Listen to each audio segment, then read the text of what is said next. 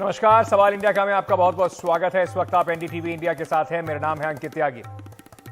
अतीक और अशरफ की जिस तरीके से जो गोली मार के हत्या हुई, उसके बाद जो सनसनी फैली है, उसके बाद उत्तर प्रदेश के मुख्यमंत्री पर लगातार निगाहें लगी हुई थी कि वो कब बोलेंगे, क्या बोलेंगे। आज उत्तर प्रदेश के मुख्यमंत्री योगी आदित्यनाथ का एक बयान आया। उन्होंने कहा कि पिछली सरकारों पर निशाना साधते हुए यह भी कहा कि 2017 से पहले उत्तर प्रदेश में सैकड़ों दंगे होते थे, लेकिन 2017 के बाद उत्तर प्रदेश में कोई दंगा नहीं हुआ है। साथ ही साथ उन्होंने यह भी कहा कि यूपी में अब माफिया डरा नहीं सकते, वो खुद डरे हुए हैं। उत्तर प्रदेश दंगों के रूप में कुख्यात था। बहुत सारे जनपद तो ऐसे थे जहां के नाम से ही लोग डरते थे। आज मित्रों, उत्तर प्रदेश में किसी जनपद के नाम से डरने की आवश्यकता नहीं, और इसीलिए मैं आप सबको इस बात के लिए आश्वस्त कर सकता हूं, उत्तर प्रदेश ने अपनी उस दंगों के लिए हर दूसरे तीसरे दिन एक दंगा होता था। 2012 से 17 के बीच में 700 से अधिक दंगे उत्तर प्रदेश में हुए थे। 2007 से 2012 के बीच में 364 से अधिक दंगे यूपी में हुए थे। लेकिन 2017 से लेकर 2023 में एक भी दंगा यूपी में नहीं हुआ। जो पहले उत्तर प्रदेश के पहचान के लिए संकट थे, आज स्वयं आप देख रहे होंगे कि उनके लिए स्वयं ही संकट बनता जा रहा है। अब कोई पेशेवर अपराधी और माफिया किसी उद्यमी को फोन से डरा धमका नहीं सकता है, कोई नहीं डरा धमका सकता है।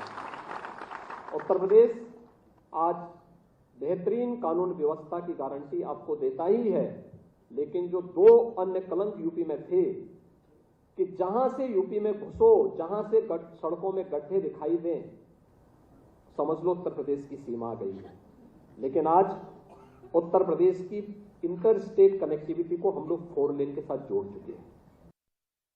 जो अतीक अहमद और अशरफ अहमद की हत्या हुई थी, उसके बाद से लगातार योगी आदित्यनाथ चुप्पी बनाए हुए थे। उन्होंने आज अपनी चुप्पी तोड़ी है।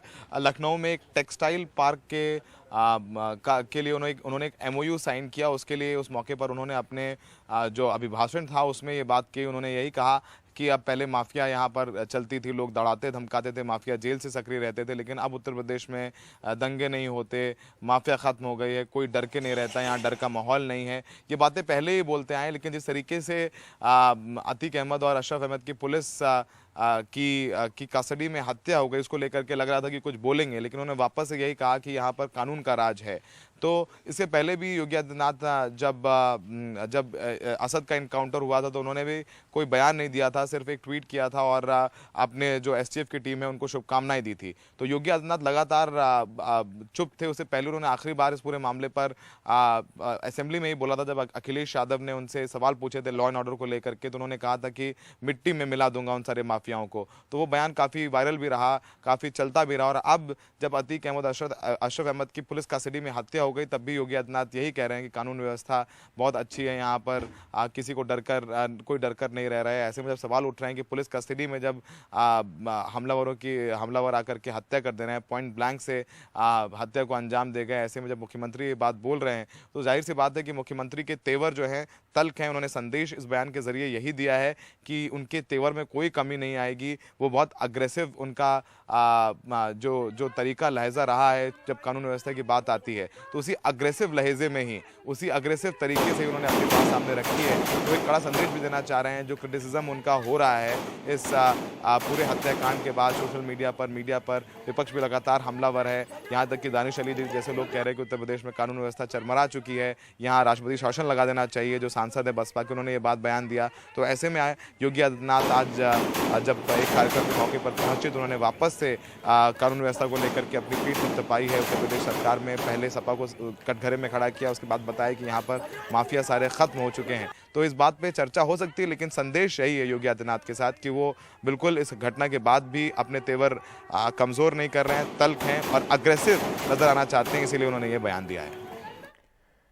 तो अपनी सरकार के कानून व्यवस्था की योगी आदित्यनाथ एक बार फिर से अपनी पीठ थपथपाते हुए उत्तर प्रदेश सरकार का काम बताते हुए कि बहुत अच्छा काम हुआ है। लेकिन आपको इस पर चर्चा से पहले उन्होंने क्या कहा, उस पर कितना विपक्ष के हमलावर हैं, क्या तेवर हैं, उससे पहले जरा अतीक और अशरफ के हत्यारों से जो पुलिस की पूछताछ हुई है उसमें क्या क्या चीजें सामने निकल के आई हैं वो जरा आपको बता देते हैं। सूत्रों के हवाले से खबर आ रही है कि इन तीनों ने बताया है कि लॉरेंस बिश्नोई से काफी प्रभावित थे ये तीनों। इन सबसे खतरनाक अपराधी जो है, जो सरगना इनका पूरा गैंग का जो मास्टरमाइंड नजर आ रहा है वो है सनी सिंह। उस पर कई मामले पहले से ही दर्ज है। इस हत्याकांड की पूरी प्लानिंग जो है वो सनी सिंह ने ही की है। हमारे सहयोगी सौरभ इस वक्त बता रहे हैं कि क्या क्या निकलकर सामने आया है जांच में अभी तक इन तीनों हत्यारों की पूछताछ से। अतीक अहमद और अशरफ अहमद के शूट आउट के 2 दिन से ज़्यादा गुजर गए हैं और अब भी जो तमाम सवाल हैं उनमें से पर्दा उठ रहा है। एक बड़ी चीज़ अभी तक निकल करके सामने आई है। रविवार को यूपी पुलिस ने पूछताछ की है, उसमें हमें एक वरिष्ठ सूत्र ने बताया है यूपी पुलिस में कि ये तीनों जो थे उसमें से एक जो सनी सिंह है वो किंग पिन है। सनी सिंह पर लगभग 14 मुकदमे और सनी सिंह प्रभावित था लॉरेंस बिश्नोई। हम सब जानते हैं लॉरेंस बिश्नोई गैंगस्टर है जो पंजाब की जेल में, और लॉरेंस बिश्नोई ने जेल से हत्या कराई थी सिद्धू मूसेवाला की, जो कि प्रसिद्ध गायक। सिद्धू मूसेवाले की हत्या के बाद लॉरेंस बिश्नोई देश का नंबर 1 गैंगस्टर बन गया और इसने टीवी पर इंटरव्यू देखा सनी सिंह ने लॉरेंस बिश्नोई का। लॉरेंस बिश्नोई ने एक चैनल को जेल से इंटरव्यू दिया था, उसमें तमाम बातें कहीं। वहाँ से प्रभावित हो गया सनी सिंह। सनी सिंह को लगा कि आज देश का सबसे बड़ा गैंगस्टर लॉरेंस बिश्नोई है और लॉरेंस बिश्नोई से बड़ा गैंगस्टर बनना है तो कुछ बड़ा करना पड़ेगा। लॉरेंस बिश्नोई ने सिद्धू मूसेवाले को मारा, सिद्धू मूसेवाले का नाम था, और इनको लगा कि हम किसको मारे, तो इन्होंने तय किया कि हम अतीक अहमद को मारते हैं। जो सनी सिंह है वो रहने वाला है हमीरपुर का और जो लवलेश तिवारी है वो रहने वाला है बांदे का। दोनों ही पड़ोसी ज़िले हैं उत्तर प्रदेश के बुंदेलखंड में। तो लवलेश और सनी एक दूसरे को जानते थे।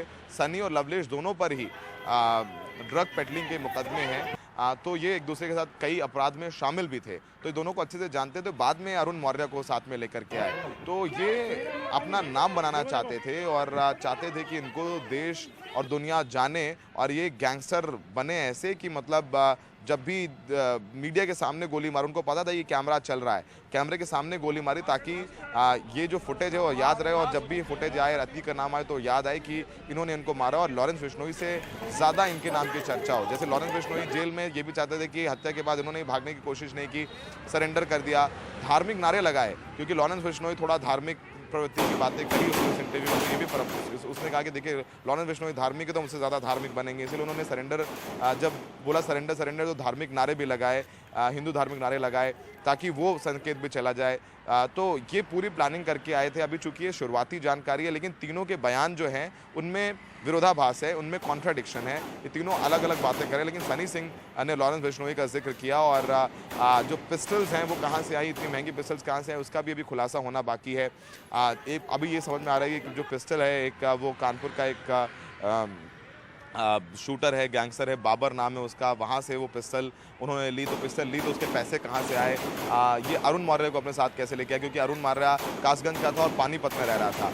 और तो सोशल मीडिया प्रोफाइल पे भी अगर आप देखेंगे तो काफ़ी धार्मिक बातें ये सनी सिंह और ये लवलेश तिवारी लिखता था। तो फिलहाल अब ये तीनों प्रतापगढ़ जेल में है, नैनी जेल में बंद थे, वहाँ पर उनकी जान को खतरा था क्योंकि नई जेल में ही अतीक का बेटा अली है और अंदर कई शूटर्स बंद हैं, तो उनको लगा, पुलिस को इनपुट था कि कोई हमला हो सकता है, खतरा है, तो उन्होंने प्रतापगढ़ जेल में शिफ्ट कर दिया। और कुछ है यूपी पुलिस इसकी रिमांड लेगी ताकि बाद में और राज्य से पर्दा उठे। लेकिन बड़ा देखिए किस तरीके से मीडिया प्रभावित कर देता है। और ये जो लॉरेंस बिश्नोई का इंटरव्यू आया और लॉरेंस बिश्नोई की सनी सिंह लगातार रील्स देखता था यूट्यूब ने, इसमें कई बार लॉरेंस बिश्नोई का इंटरव्यू देखा, लॉरेंस बिश्नोई जैसे चलना और वो जिस तरीके से बातें करता था, तो सनी सिंह ने पूरा मर्डर केस प्लान किया और ये लॉरेंस बिश्नोई से बड़ा गैंगस्टर बनना चाहते थे। ये भी चाहते थे जैसे लॉरेंस बिश्नोई जेल में है, ये भी जेल में रहें और वहाँ से ऑपरेट करें। अब इनके गैंग में कौन है, ये एक ऑर्गेनाइज क्राइम है, ये तमाम बातें इन पर से पर्दा उठेगा। लेकिन इसकी पुष्टि ज़रूर हो गई है कि इन तीनों का मोटिव था कि ये सबसे बड़े गैंगस्टर बने इंडिया के। इनके पीछे कौन है ये अभी इस पर पर्दा उठना बाकी है, क्योंकि पुलिस को भी 24 घंटे ही मिले और 24 घंटे के लिए हो सकता है पुलिस को मैनिपुलेट भी कर रहे हैं उनके बयानों में। तो आखिर में इनके पीछे वजह क्या है, क्या सुपारी किलिंग का भी एंगल है जो पुलिस तलाश रही है। लेकिन शुरुआती बयानों में इन्होंने लॉरेंस बिश्नोई से प्रभावित होने की बात बताई। प्रयागराज में सहयोगी राकेश के साथ सौरभ शुक्ला, एनडीटीवी इंडिया। तो उत्तर प्रदेश में क्या जो कानून व्यवस्था है, जिसकी मुख्यमंत्री जी आज कह रहे थे कि मुख्य कानून व्यवस्था काफी दुरुस्त है, कोई दिक्कत नहीं है उत्तर प्रदेश के अंदर, भय में हैं जितने भी अपराधी हैं, माफिया हैं, ऐसा है क्या? या फिर कानून व्यवस्था बढ़ रही है? जंगल राज का जो आरोप लग रहा है वो ऑपोजिशन की जो बात है वो किन मुद्दों से कही जा रही है? कुछ जरा प्रयागराज में जैसे घटना हुई, कुछ घटनाएं आपके सामने रखते हैं। प्रयागराज में अतीक अशरफ की सरेआम हत्या हो जाती है, पुलिस की सुरक्षा के बीच हत्या हो जाती है।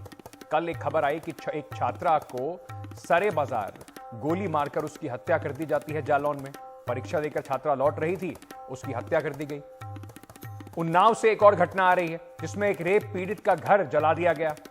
किसने जलाया? जिन लोगों पर आरोप था वो जैसे ही बेल पर छूट के वापस आए, उन्होंने आते ही पीड़ित का घर जला दिया। इसमें पीड़िता सहित जो उसका एक 17 महीने का छोटा बच्चा है वो भी जल गया, झुलस गया।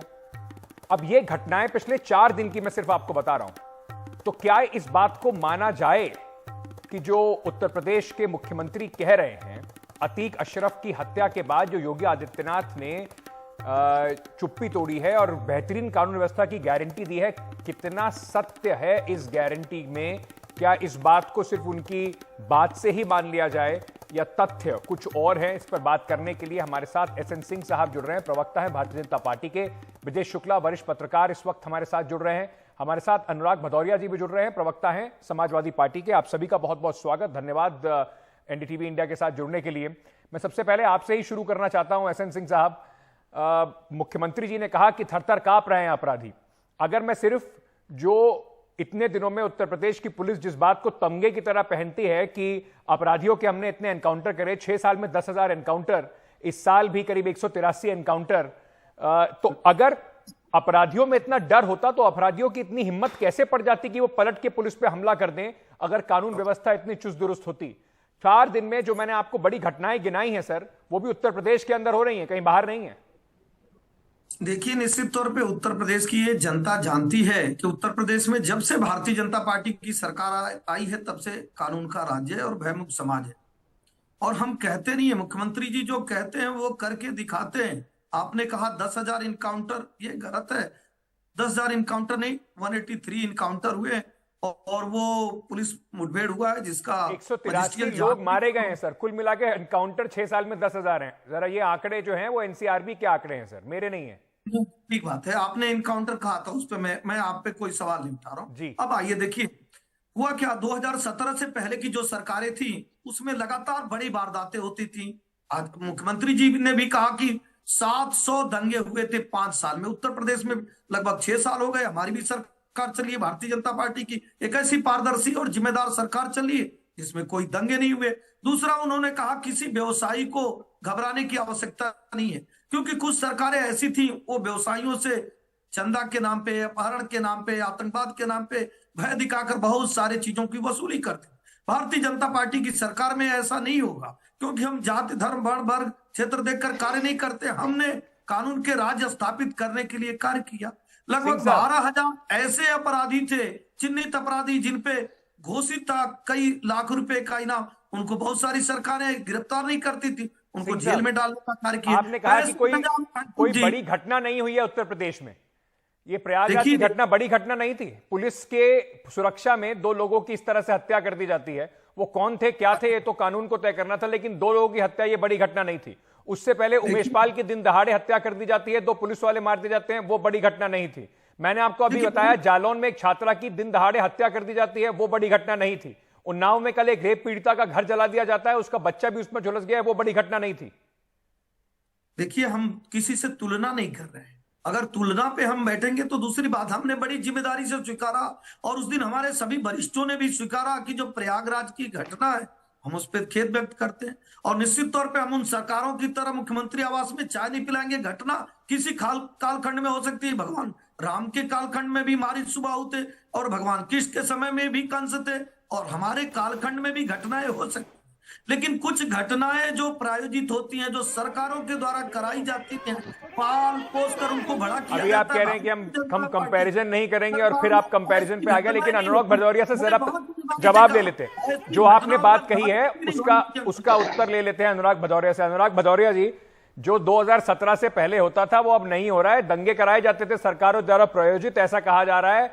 अपराधी जो थे उन्हें संरक्षण मिलता था। अब उत्तर प्रदेश में सब बदल गया है।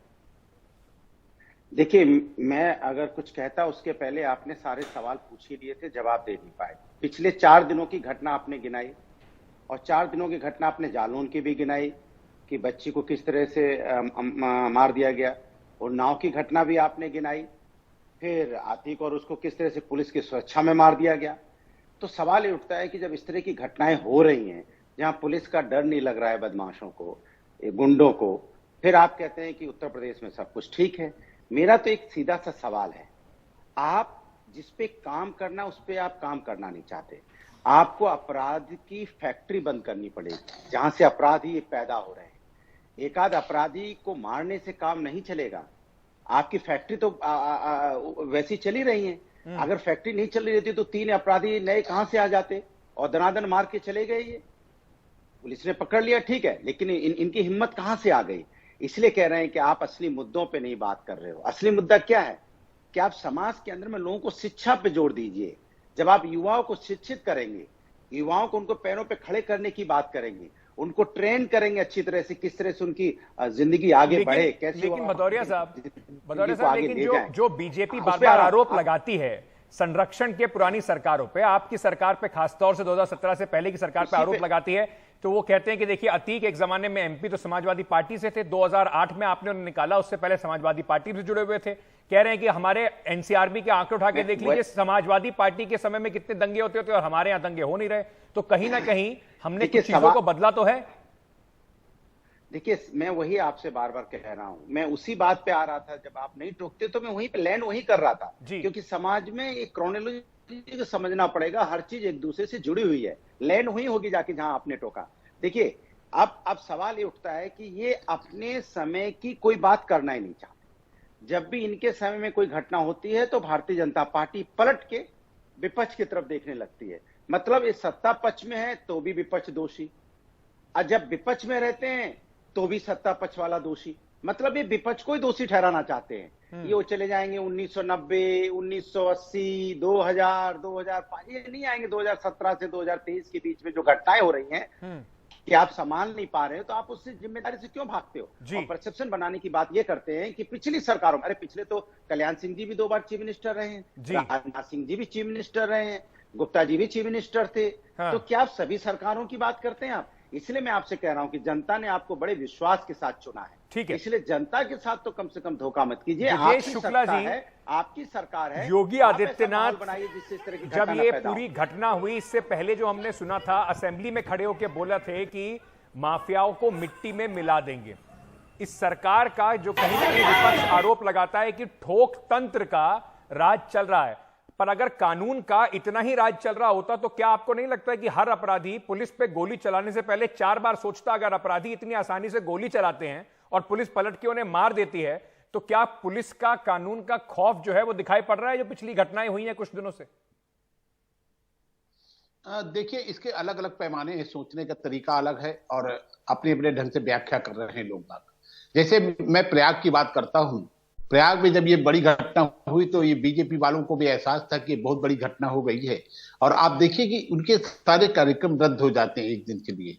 लेकिन जब इन्होंने एहसास किया कि साहब ठीक है, अब क्या असर पड़ा है क्या नहीं पड़ा, तो वो फिर खुलकर आज मुख्यमंत्री इस पर बोल रहे हैं। क्या कि सवाल ये है कि आम लोगों को आम लोग इसे किस ढंग से ले रहे हैं?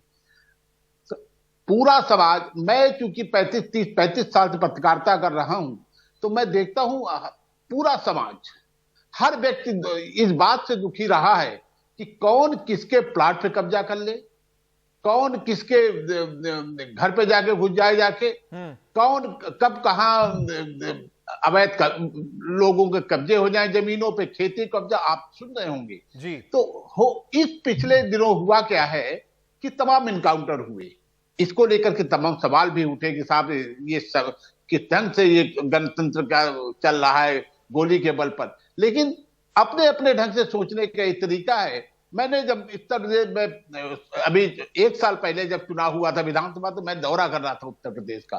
अब पश्चिम उत्तर प्रदेश में लोगों ने सिर्फ इसलिए बीजेपी को वोट दे दिया तो उन्हें लगा, अब देखिए किसान आंदोलन, इतना बड़ा गठबंधन राष्ट्रीय लोकदल और समाजवादी पार्टी का, लेकिन इसलिए बीजेपी को वोट दे दिया, उन्हें किसी लगता भी था साहब सोच के दिया हो। लेकिन एक बात तो इसमें है, इसमें अपना अपना सोचने के नजरिए की बात नहीं है। इसमें नजरिया सिर्फ एक है कि देश जो है वो कानून व्यवस्था जो है कॉन्स्टिट्यूशन से चलती है, देश में किताब कानून की किताब से चलती है। ऐसा कुछ बेजा थोड़ी दिया जा सकता है कि कोई भी पुलिस तय करे या कोई ये 3 लोगों ने तय करा कि हमें अतीक को मार देना चाहिए क्योंकि इसने बहुत सारे जुर्म किए हैं। तो वैसे तो अपने हाथ में लोग अगर हथियार लेकर खुद ही कानून व्यवस्था सोचने लगेंगे तो फिर कैसे काम चलेगा? मैं उसी पे आ रहा था जो बात आप कह रहे हैं जी, मैं उसी पे आ रहा था जो बात आप कहना चाहते हैं। तो ये अपने ढंग से लोग सोचा, लेकिन जो परसों जो घटना होती है उसने क्या किया, सरकार को सुरक्षा में ला दिया। मुख्यमंत्री भी आप समझ लीजिए इस तरह मौन नहीं होते हैं, आज वो बोले हैं। तो ये एक सवाल तो है, और सवाल एक नहीं 25 है, इसीलिए उठे हैं सवाल। अब जी, ऐसे ये जो अपराधी मारे जा रहे हैं, सवाल तो है, अपराधी जो मारे जा रहे हैं जी, अपराधियों के लिए अपने अपने तर्क है साहब कि क्या इस तरह चलेगा।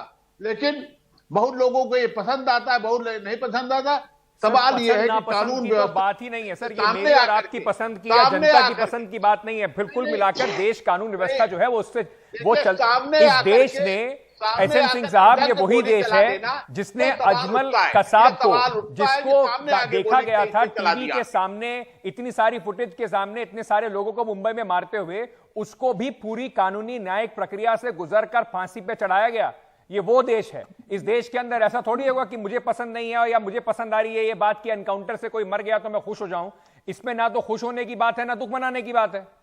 कि जी देखिए, ये देश कानून से चल रहा है और संविधान सबके लिए बराबर है। हम उस दिन भी कहे और हमारे सभी राजनेता जो भी बैठते होंगे आपके चैनल पे, वो जिम्मेदारी से इस बात को स्वीकारते होंगे कि उस दिन की जो भी घटना घटी है निश्चित तौर पे वो जांच का विषय है, और भारतीय जनता पार्टी उस घटना की सराहना नहीं करती है। हम मानते हैं कि हमारी सरकार है, हमारी जिम्मेदारी है, हम उसको सर पटाखे छोड़ रहे थे भारतीय जनता पार्टी के युवा, भारतीय जनता पार्टी के नेता आसमानी इंसाफ बता रहे थे आपके।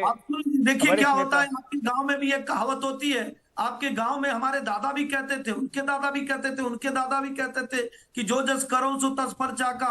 ऐसा कहा जाता है कि कर्म प्रधान विश्व रचिरा का, ऐसा कहा जाता है। फिर भी हमारे आदरणीय मित्र, हमारे भाई समाजवादी पार्टी के कह रहे थे, तो मैं एक चीज याद दिलाना चाहूंगा कि Z++ की सुरक्षा रहती है इसी देश में, और हम 2 प्रधानमंत्री खोते हैं। ऐसा नहीं होता। ये जो घटना हुई है अंकित जी, ये घटना क्यों हुई इसके कारण में जाइए। पहली बात, एक तो आज तक पत्रकार बनकर, पत्रकार हमेशा नजदीक आता है, राजनेताओं के नजदीक आता है, अपराधियों के नजदीक आता है, उनके इंटरव्यू करता है, आप भी करते हैं, हम भी करते हैं, सब लोग जाते रहते थे। इस नाते उसके मौके का फायदा उठाकर माइक गलत बना के, गलत आईडी लेकर वहां आता और ऐसी घटना को अंजाम देता, हम उसको स्वीकारते हैं। लेकिन हम समाजवादी पार्टी की 2-4 बातों को कहेंगे।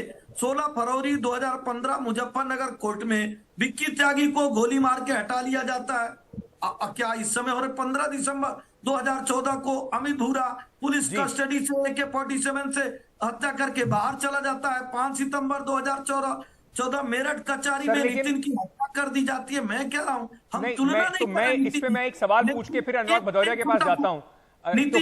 तो क्या जब भी सरकार की अभी कहीं कुछ खामी त्रुटि होगी तो उसे इस वजह से ढक दिया जाए कि ये घटनाएं जो हैं, ये गलतियां जो हैं, ये पहले भी होती रही हैं? बिल्कुल नहीं नितिन जी, मैं उसी पे बोलने आ रहा था। लेकिन इनके पार्टी के एक वरिष्ठ नेता राम गोपाल जी, वो बहुत वरिष्ठ नेता है, प्रोफेसर साहब हैं, वो कह रहे हैं कि ये जो हुआ वो चैनल वालों के नाते हुआ, इसकी सारी जिम्मेदारी मीडिया की। तो मैं ये कहना चाहता हूं आपकी इस जिम्मेदार चैनल पर, इसकी जिम्मेदारी सिर्फ 2 लोगों की है। पहली जिम्मेदारी तो उनकी है जो इस बम बारूद के रास्ते को अपनाते हैं, अतीक जैसे लोग जो जानते हैं कि प्रतिदिन हम किसी न किसी बेगुनाह का खून बहा रहे हैं तो हमारा बहेगा। दूसरी जिम्मेदारी उसकी होती है जो 95 में गेस्ट हाउस जैसे कांड में मदद लेते हैं, 96 में विधायक बनाते हैं, 2004 में सांसद बनाते हैं, 2007, 12, 14, 17 में उनको बार बार संरक्षित करके पाल पोस कर इन बेगुनाहों का खून बहा के ऐसे कार्य करेंगे। सर जिम्मेदारी सरकार की होती है, जिम्मेदारी पुलिस की होती है। कम से कम कानूनी किताब में यही लिखा है, अपराधी कोई भी हो उसकी सुरक्षा की पूरी न्यायिक व्यवस्था में उसको लेकर आने की, जब तक उसे सजा ना हो जाए, सरकार की और पुलिस की जिम्मेदारी होती है, स्टेट की जिम्मेदारी होती है। अनुराग भदौरिया साहब, लेकिन बिना किसी जांच के इसे साजिश करार देना, इसके पीछे राजनीतिक मकसद बनाना या उसका कम से कम एट्रीब्यूट करना, ये भी तो ठीक नहीं है ना सर। जांच का तो वेट करना ही चाहिए। एनकाउंटर कुछ होता है उससे पहले उसे फेक एनकाउंटर बना। एहसन सिंह साहब, आपने अपनी बात कह दी सर, मुझे सवाल पूरा करने दीजिए। अनुराग भदौरिया से मुझे सवाल लेना है। तो भदौरिया साहब, ये भी जल्दबाजी कहीं ना कहीं ठीक नहीं है ना कि हर उसको षड्यंत्र, फेक एनकाउंटर घोषित कर दिया जाए बिना किसी इन्वेस्टिगेशन के। हमने तो देखो कानून व्यवस्था पे सवाल उठाया है। हमने कहा उमेश पाल की हत्या दिन दहाड़े हो जाती है। विपक्ष होने के नाते हमने सदन और सदन के बाहर तेजी से इसको उठाया कि किस तरह से जिसको 2012 से 17 तक समाजवादी पार्टी की सरकार थी, कोई छू नहीं पाया, और भारतीय जनता पार्टी की सरकार में लोगों ने इस तरह से उसकी हत्या हो गई। उसके बाद जिस तरह से फिर उसी प्रयागराज में अतीक और उसके भाई की 3 लोग आते हैं और उसकी हत्या कर देते हैं। तो मैं तो ये सवाल मेरा है, जैसे आपने कहा था कि आपने 4 दिनों की घटना बताई कि क्या क्या घटना हुई, वही मैं कहना चाहता हूँ। आखिर ये हिम्मत गुंडों बदमाशों में कहां से आ रही है? तो ये सवाल जब भारतीय जनता पार्टी से आप पूछते हो तो ये बात करने लगेंगे, जैसे मैंने आपको बताया, ये पीछे भागने लगेंगे। सवाल ये नहीं है, आपने जनता को वादा किया था कि उत्तर प्रदेश में कानून व्यवस्था दुरुस्त रहेगी, फिर ये गोलियों की आवाज क्यों सुनाई देती है?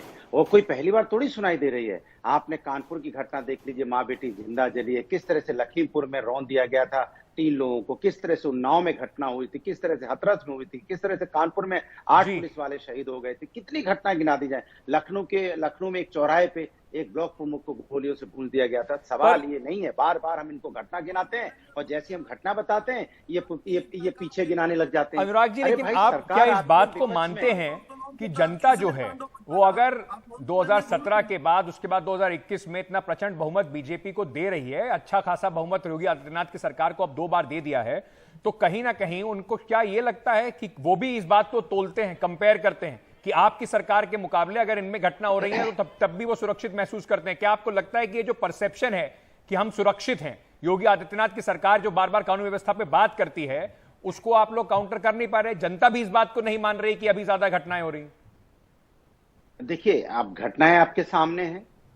जब से भारतीय जनता पार्टी की सरकार है तब से आप देख लो, कहीं आप घटना उत्तर प्रदेश की जब भी घटना आती, कभी कानपुर चर्चा में है, कभी हाथरस चर्चा में है, कभी उन्नाव चर्चा में है, कभी लखीमपुर चर्चा में है, कभी प्रयागराज चर्चा में है, फिर कभी लखनऊ चर्चा में है।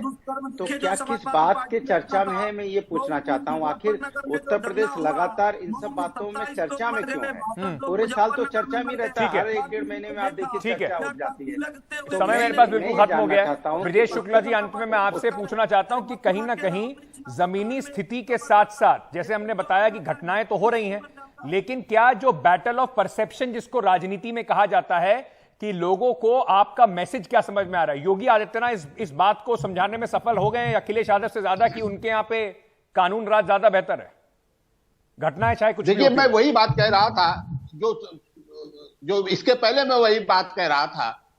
सवाल यह है कि वास्तव में कौन कह देगा इस घटना को सही, जो प्रयागराज में हुआ है और एक पुलिस कस्टडी में हो गया। लेकिन ये सवाल है कि इतने मुझे लगता है पीड़ित रहे हैं कि वो अच्छा बुरा कोई कुछ नहीं देख रहा। उन्हें लगता है कि अपराधी मारे जा रहे हैं, किसी तरह मारे जाएं। ये परसेप्शन है, इसको समझना होगा। जब तक इसको लोग नहीं समझेंगे तब तक इन सारी बातों के तय में नहीं जा सकते कोई। ये समझना होगा कि जब पीड़ित ये उचित अनुचित नहीं देखता है, अपराधी नहीं उचित अनुचित, तो लोग भी उचित अनुचित नहीं देखते हैं। उन्हें लगता है जैसे हो रहा है वो ठीक है, ये जा रहे हैं, विदा हो रहे हैं, ठीक है। दिक्कत ये है कि जब उत्तर प्रदेश को या इस तरीके से जो जिन्हें अंग्रेजी में विजिलेंटे कहते हैं, उनके हाथ में ताकत आ जाती है ना चुनने की, कि वो फैसला करते हैं कि कौन सही, कौन गलत, कौन अपराधी, कौन नहीं, तो धीरे धीरे जब अपराधियों के नंबर लगने शुरू खत्म हो जाएंगे तो फिर वो बंदूक आपकी तरफ भी मुड़ेगी, क्योंकि उनको इस बात की आदत लग जाती है कि वो ही तय कर दें कि अच्छा बुरा, सही गलत, खराब, अपराधी, हत्यारा, मुजरिम कौन है। जो काम अदालतों का है वो जब लोग बंदूक से सड़कों पर शुरू कर देंगे तो शायद अदालतों की जरूरत नहीं पड़ेगी और उसके बाद अगला नंबर किसी का भी आ सकता है। छोटा सा एक ब्रेक ले लेते हैं। आप सभी का बहुत बहुत धन्यवाद हमारे साथ जुड़ने के लिए। समलैंगिक शादी की मान्यता का मुद्दा पिछले कई महीनों से चर्चा में है। आज सुप्रीम कोर्ट में उन 20 याचिकाओं पर सुनवाई हो रही है जिनमें समलैंगिक शादी को मान्यता देने और की मांग की गई है। दरअसल सुनवाई से पहले केंद्र सरकार ने अपना नया जो आवेदन है वो दाखिल कर कहा था कि कोर्ट को ये सुनवाई नहीं करनी चाहिए क्योंकि कोर्ट अपनी तरफ से विवाह का नई संस्था नहीं बना सकता। सरकार को इस तरह के विवाह को देश में सामाजिक लोकाचार से दूर शहरी अभिजात्य अवधारणा करार दिया है। 5 जजों की पीठ ने सुनवाई की है जिसमें CJI Chandrachud, justice Kishan Kaul, justice S Ravindra Bhat, justice Hima Kohli और जस्टिस पीएस नरसिम्हा शामिल हैं। सुनवाई बुधवार को जारी रहेगी। सीधे आपको लिए चलता हूं, आशीष भार्गव हमारे वरिष्ठ सहयोगी इस वक्त हमारे साथ जुड़ रहे हैं। आशीष, क्या क्या आज प्रमुख बातें रही? मुकुल रोहतगी सरकार की तरफ से पेश हुए, उन्होंने काफी देर तक आज अपनी दलीलें रखी। सरकार के क्या क्या ऑब्जेक्शंस हैं और जो ये पूरी बात कही गई कि कोर्ट को सुनना ही नहीं चाहिए, उनका अधिकार ही नहीं है, उस पर क्या बात हुई? जी देखिए, आज काफी अहम दिन था, पहला दिन था, सुनवाई कल भी जारी रहेगी। संविधान पीठ 5 जजों का यह है। यहाँ पर तुषार मेहता पेश हुए थे केंद्र सरकार की तरफ से, सॉलिसिटर जनरल तुषार मेहता, और उनकी ये मांग थी कि उनकी प्रारंभिक आपत्ति ये है कि कोर्ट को इस मुद्दे पर नहीं जाना चाहिए। सीधे सीधे संसद का अधिकार क्षेत्र है क्योंकि इसमें पर्सनल लॉ भी जुड़े हैं, धर्म भी जुड़े हैं और भी बहुत सारी समाज की जो समाज है वो भी जुड़ा है। तो ऐसे में केंद्र सरकार ये कह रही थी कि सुप्रीम कोर्ट को इन याचिकाओं को सुनवाई नहीं करनी चाहिए और संसद पर छोड़ देना चाहिए। राज्य एक प्रमुख हितधारक है इस केस में, तो राज्यों को भी नोटिस करना चाहिए, राज्यों की बात भी सुननी चाहिए। तो सुप्रीम कोर्ट ने फिलहाल ये मांग ठुकरा दी है उनकी। मुकुल रोहतगी याचिकाकर्ता की तरफ से अपील हुए थे, लेकिन एक खास बात यहाँ पर यह हुई है कि सुप्रीम कोर्ट ने 2 बड़ी बातें कही हैं। पहली बात ये कही है कि वो पर्सनल लॉज में नहीं जाएंगे, जो धर्मों के पर्सनल लॉ हैं, जैसे मुस्लिम पर्सनल लॉ है उसमें वो नहीं जाएंगे, वो सिर्फ स्पेशल मैरिज एक्ट के प्रावधानों में जाएंगे, पहली बात। दूसरा, उन्होंने ये कहा है कि ये देखना काफी जरूरी है, इससे इनकार नहीं किया कि संसद एक विधायिका है, राज्य है, उनकी भी भूमिका है, लेकिन स्पेशल एक्ट के मैरिज के प्रावधान में क्या वो इस तरह का प्रावधान जोड़ सकते हैं कि इस केस में वो कुछ नई चीजें जोड़ दें ताकि इनको मान्यता मिल जाए और जो मौजूदा जो कानून है उनके ऊपर भी कोई फर्क ना पड़े। तो यहाँ पर चीफ जस्टिस ने एक बहुत बड़ी बात कही है। उन्होंने कही है कि 5 साल में समाज काफी बदला है। जब 377 का फैसला 2018 में आया था, उससे लेकर अब तक समाज जो समलैंगिक संबंध है उनको मान्यता मिली है। इस मान्यता को विवाह की मान्यता के तौर पर दिया जाए, कैसे किया जाए, ये सवाल बाकी है। उन्होंने ये भी कहा, केंद्र सरकार का जो एफिडेविट कह रहा था कि ये शहरी अभिजात्य अवधारणा है, उस पर भी टिप्पणी की और कहा कि अब समलैंगिक संबंधों को सब मान्यता देते हैं, यूनिवर्सिटीज में मान्यता है और वहां पर सिर्फ शहरी छात्र नहीं पढ़ते हैं, देश के हर कोने के छात्र, ग्रामीण क्षेत्रों के भी छात्र वहां पर पढ़ते हैं। तो बार बार सुप्रीम कोर्ट ये कह रहा है कि वो कानून में बदलाव नहीं कर रहा है, वो जो मौजूदा स्ट्रक्चर है उसी के भीतर, उसी ढांचे के भीतर ये देख रहा है कि किस तरीके से इन अधिकारों को दिया जाए। क्योंकि यहाँ पर मुकुल रोहतगी और अन्य जो पिटिशनर है वो ये कह रहे हैं कि शादी किसी के भी साथ शादी करना उनका मौलिक अधिकार है, शादी रजिस्टर्ड होनी चाहिए। उनको बहुत सारी दिक्कतें आती हैं, बीमा में लेने में दिक्कत आती है, किराए पर घर लेने में दिक्कत आती है, बहुत सारी ऐसी दिक्कतें हैं जो मेडिकल क्लेम लेने में दिक्कत आती है, नॉमिनी वो नहीं बना सकते। तो यहाँ पर एक ब्रॉड कैनवस पर, एक ऐसे कैनवस पर सुनवाई हो रही है जिसमें सुप्रीम कोर्ट ये देख रहा है कि ऐसे मामले में ऐसा फैसला आए जिसमें उसको कोई कानूनों को बदलने की जरूरत ना पड़े, लेकिन वो एक व्याख्या कर दे कि जो लाभ है स्पेशल मैरिज एक्ट का वो समलैंगिकों तक भी बढ़ा दे। लेकिन ये पहला दिन था, शुरुआती दिन था, अभी सुनवाई आगे भी जारी रहेगी। जी, बहुत बहुत शुक्रिया आशीष हमारे साथ जुड़ने के लिए और ये विस्तार से जानकारी हमें देने के लिए। महाराष्ट्र में एक बार फिर से सियासी हलचल जो है वो तेज हो गई है और इसका कारण है एक बार फिर से अजीत पवार। उनको लेकर खबरें आ रही हैं, अटकलें लगाई जा रही हैं कि वो भारतीय जनता पार्टी के साथ जा सकते हैं और एनसीपी के कुछ विधायक भी अजीत पवार अपने साथ लेकर बीजेपी की तरफ रुख कर सकते हैं। अजीत पवार आज मुंबई विधानसभा में पार्टी कार्यालय में मौजूद रहे और कुछ विधायकों भी उनके साथ थे, उनसे मुलाकात भी की। हालांकि अजीत पवार ने इस तरह की चर्चाओं को सिरे से नकार दिया। शरद पवार ने भी यही कहा कि अजीत पवार को लेकर चल रही जो चर्चाएं हैं उसमें कोई तथ्य या सच्चाई नहीं है।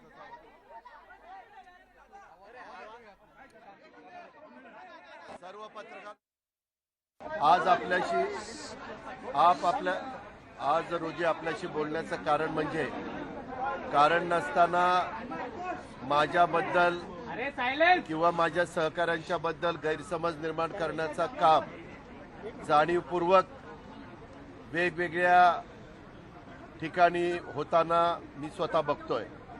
वास्तविक या ज्या काही बातम्या चाललेल्या आहेत किंवा बातम्या दाखवण्यात येत आहेत त्या बातम्यांमध्ये काही तथ्य नाही।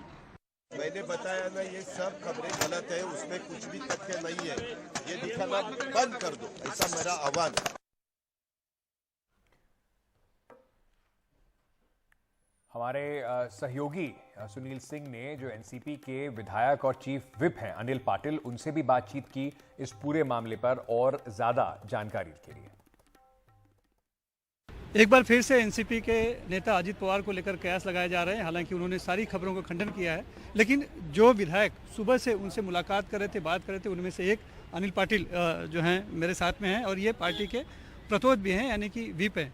और वही अनिल पाटिल हैं जो कि सुबह सुबह जब अचानक साल 2019 में शपथ ले गई थी देवेंद्र फडणवीस और अजित पवार ने, तब भी वहाँ पर साथ में मौजूद थे। हम जानना चाहते हैं सर, आज इतनी खबरें चल रही हैं, जिस तरह के कयास लगाए जा रहे हैं, चर्चा चल रही है कि अजित पवार फिर से एक बार शायद कहीं बीजेपी के पाले में न चले जाएं या समर्थन न पहुंच जाए, ऐसे में आप साथ में थे, क्या माना जाए इसका? आज सुबह से पिछले 2 दिन से जो भी चर्चा चल रही थी उसी के ऊपर हमने आज अजित दादा से बात की और बीते 2 से 3 दिनों के अंदर जो चर्चा चल रही थी उसके ऊपर कभी अजित दादा ने हम लोगों को, किसी विधायक को आज तक फ़ोन नहीं किया, किसी से बात नहीं की।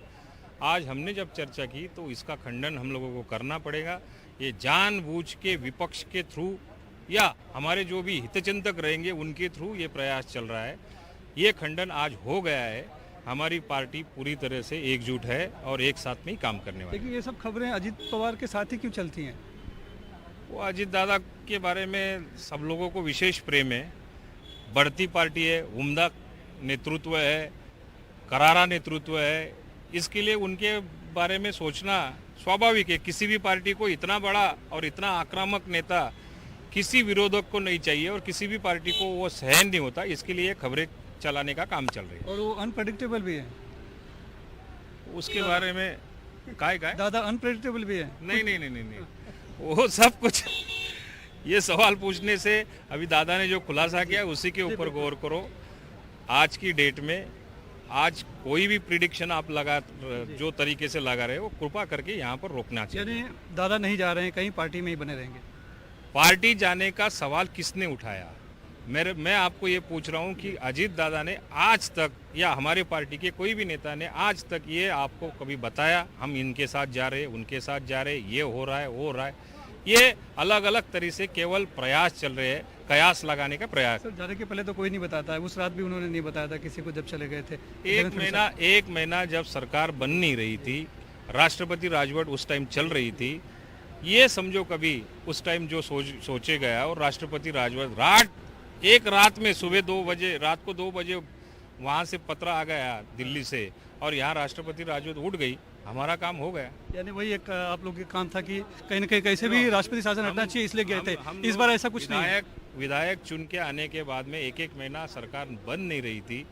भारतीय जनता पार्टी और शिवसेना के अंदर बहुत बड़ा वहाँ पर एक साथ न रहने का फैसला हो चुका था। तो उस टाइम राष्ट्रपति राजवट कैसे उठाया जाए इसके बारे में सोचना ज़्यादा जरूरी था। पार्टी के साथ है या अजित पवार के साथ? मैं अजित दादा के साथ में हूँ और अजित दादा पार्टी के साथ में। अजित दादा जो भी फैसला लेंगे आप उनके साथ हैं? अजित दादा पवार साहब को बगैर पूछे कोई फैसला नहीं ले सकते। धन्यवाद। ये अनिल पाटिल हैं, पार्टी के व्हिप हैं और अजित पवार के बहुत ही खास हैं। अजित पवार ने हालांकि खबरों का खंडन किया है, ये खुद भी खबरों का खंडन कर रहे हैं, लेकिन ये वही विधायक हैं जो साल 2019 में जब अचानक से देवेंद्र फडणवीस और अजित पवार ने शपथ ले ली थी जाकर और सरकार स्थापना करती थी, तब ये भी साथ में थे। हालांकि इनका कहना है कि वो जो हमने किया था वो राज्य से राष्ट्रपति शासन हटाने के लिए किया गया कदम था। इस समय ऐसी कोई ज़रूरत और आवश्यकता नहीं है, इसीलिए कोई भी कदम बीजेपी की तरफ जाने का या फिर जो खबरें चल रही है वो सरासर गलत है। मुंबई से cameraman Praveen Rohit, Sunil Singh, NDTV India के लिए। सुनील हमारे सहयोगी इस वक्त हमारे साथ जुड़ रहे हैं। सुनील, एक जो सवाल आपने पूछा था उनसे, बड़ा महत्वपूर्ण सवाल था जिसका जवाब वो देने से बचते रहे कि ये सारी जो चर्चाएं अटकलें होती हैं ये अजीत पवार को लेकर ही हमेशा क्यों एनसीपी में होती हैं? जी बिल्कुल, ये सवाल मैंने आज अजीत पवार से भी पूछा था जब कैमरा सामने नहीं था, जब ऑफ कैमरा हमारी बात हो रही थी, तो वो भी टाल के उनका जो चर्चा करते हैं उनसे पूछो। तो दरअसल अजीत पवार की शख्सियत कुछ ऐसी है कि वो कब क्या करेंगे, किस करवट जाएंगे, ये कह पाना बहुत मुश्किल है, खास करके अगर हम साल 2019 के अनुभव को देखें तो। लेकिन एक बात ये भी देखनी होगी कि शरद पवार भी पहले इशारा कर चुके हैं कि तब बहुत ज़रूरी था महाविकास आघाड़ी की सरकार बनाने के लिए कि राज्य में राष्ट्रपति शासन लगाना था, उसे हटाना था। और उस समय वो जो भी हुआ था वो शरद पवार के इशारे पर ही हुआ था और अजीत पवार अपने मन से नहीं गए थे। तो आज के दौर में अगर हम देखें उस संदर्भ को, तो आज कहीं ऐसी स्थिति दिखती नहीं है कि ऐसी ज़रूरत पड़े और शरद पवार इस तरह की कुछ प्लानिंग करे। हाँ, ये ज़रूर है कि जिस तरह से ईडी का मामला चल रहा था उसमें कुछ राहत पानी हो या फिर कुछ और भी बातें हो, उसमें कुछ राहत पानी हो तो वो बातें एक हो सकती है अलग। लेकिन जिस दिन से अजीत पवार ने बयान देना शुरू किया, पहले उन्होंने प्रधानमंत्री की सर्टिफिकेट को लेकर बयान दिया कि सर्टिफिकेट से कोई चुनाव नहीं जीतता है, जनता चुनकर देती है, तो सर्टिफिकेट पे बात करना बेमानी है। जो महत्वपूर्ण विषय है महंगाई, बेरोजगारी, उस पर बात करनी चाहिए। उसके बाद शरद पवार का एक बयान आया है कि अडानी मामले में जेपीसी की से ज़्यादा महत्वपूर्ण है कि सुप्रीम कोर्ट की बनाई जो समिति है वो जांच ज़्यादा अहम है। तो इस तरह से जो बातें आई, इससे लगा कि कहीं ना कहीं कुछ तो खिचड़ी पक रही है। और यही बातें बढ़ते बढ़ते आज इस हद तक बढ़ गई थी कि 40 विधायकों की सही ले चुके हैं अजीत पवार और वो बीजेपी में जाने के लिए लगभग तैयार हैं, बीजेपी के साथ जाने के लिए। बस इंतजार है तो सुप्रीम कोर्ट कब फैसला सुनाता है उन 16 विधायकों के शिवसेना के जिनके की सदस्यता पर फैसला आना है, उसमें मुख्यमंत्री एकनाथ शिंदे भी शामिल हैं। अगर ये स्थिति आती है तो क्या बीजेपी को जरूरत पड़ेगी और उस समय एनसीपी साथ देने को तैयार है, इस तरह की बातें आ गई थी। बहरहाल खंडन पहले भी अजीत पवार करते रहे, लेकिन आज उन्होंने बहुत ही पुख्ता तौर पर आकर सामने आए और आकर उन्होंने इस बात का खंडन किया कि ऐसा फिलहाल कुछ नहीं हो रहा है, ये खबरें जानबूझकर फैलाई जा रही हैं। उन्होंने संजय राउत जो कि सामना के नेता हैं, सांसद हैं और सामना के कार्यकारी संपादक भी, उन्होंने कहा कि कुछ लोग प्रवक्ता बने बैठे हैं, अपना पार्टी का छोड़कर मेरे भी बातें करते हैं। तो एक निशाना उन्होंने उन पर भी साधा और स्पष्ट किया कि मैं मरते दम तक पार्टी के साथ रहूंगा।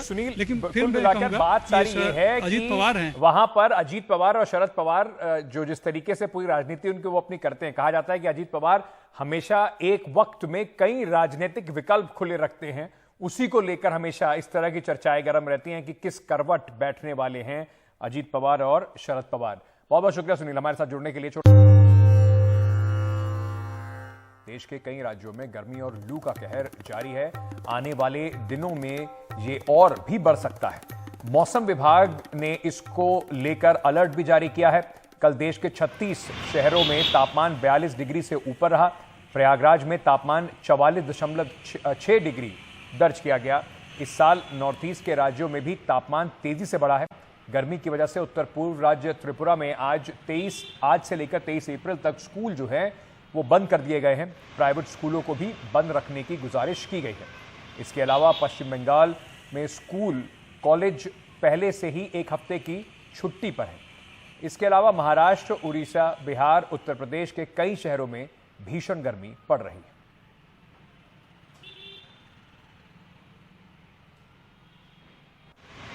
गर्मी का तो भाई साहब ये है, दिन पर दिन गर्मी बढ़ती जा रही है और यूज़ की डिमांड बढ़ती जा रही है और कस्टमर हमारे दिन पर दिन बढ़ते जा रहे हैं। बहुत गर्मी है जी, बहुत ज़्यादा गर्मी है, विकट गर्मी है, बहुत गर्मी है। 3-4 दिनों से ज़्यादा गर्मी हो गई है। जी हाँ, जी बहुत गर्मी बढ़ रही है, 4-5 दिन तो काफ़ी होगी। आने वाले दिनों में और गर्मी बढ़ेगी जी, और बढ़ेगी। डिहाइड्रेशन में दिक्कत भी होगी, पानी की कमी भी होगी, तो कैसे पूर्ति करके चल रहे हैं घर पर? जी हाँ जी, वो तो देखो जी क्या होगा, उसकी माया है कि आप लोग जो भी मतलब बताएंगे वही किया जाएगा। तो किस तरीके से उत्तर पूर्व के जो राज्य हैं वहां पर भी इस बार भीषण गर्मी पड़ रही है। पूर्वोत्तर के कुछ हिस्सों में अभी से ही लू चलनी शुरू हो गई है। यहां पर जो पारा है 39 से 40 डिग्री तक पहुंच गया है। त्रिपुरा में स्कूल बंद करने का ऐलान किया गया है। अगरतला में 38.9 डिग्री, गुवाहाटी में 37.7 डिग्री, सिलचर में 37.4 डिग्री, धुबरी में 36.1 डिग्री और आइजॉल में 35.7 डिग्री तापमान जो है वो रिकॉर्ड किया गया है।